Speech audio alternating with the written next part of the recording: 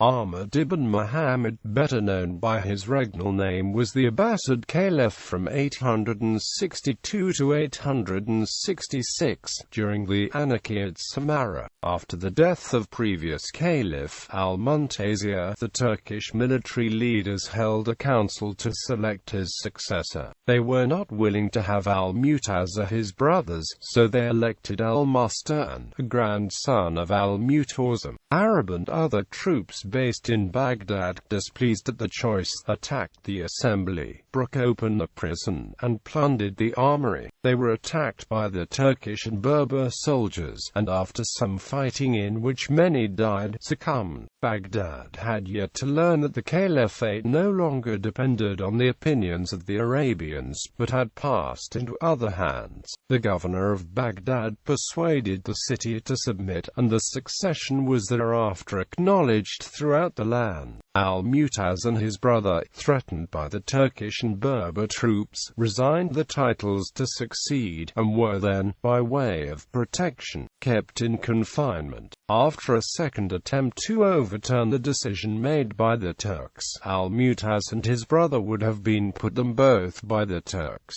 but the vizier interposed and saved the lives, for which act of mercy his property was seized by the Turkish soldiers, and himself banished to Crete.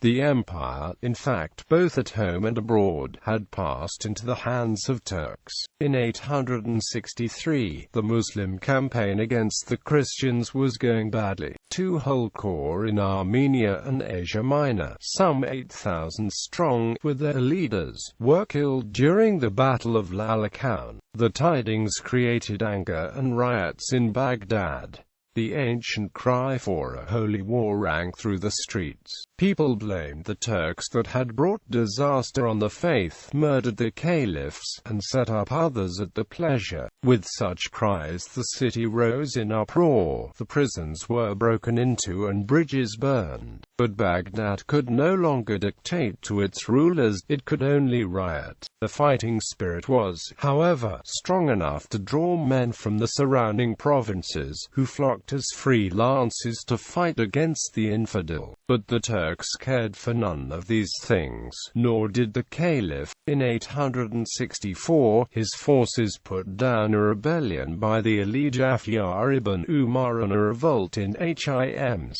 In 865, the end for al-Musta'in himself was now at hand. After some disagreements between the Turkish leaders that placed al-Musta'in in much danger, he, along with two other Turkish leaders, Bagher al-Sharabi and Wasif, left Samarra on a boat to East Baghdad. The Turks sent after him a party of the captains, requesting him to return to Samarra, but the Caliph refused, and hard words followed between the two sides, in the heat of which one of the Turkish speakers received a blow. The insult rankled the Turkish officers, and on returning to Samarra, the Turkish troops rose together, and bringing forth al-Muntasir from his confinement, saluted him as Caliph. Within a few weeks, his brother Abu Ahmad al-Muwaffaq, with 50,000 Turks and 2,000 Berbers, besieged Baghdad, a siege that would last throughout the year 865. By the beginning of 866, with plots and treachery all around, al-Musta'in was persuaded by alternating threats and promises to abdicate in favor of al-Muntasir.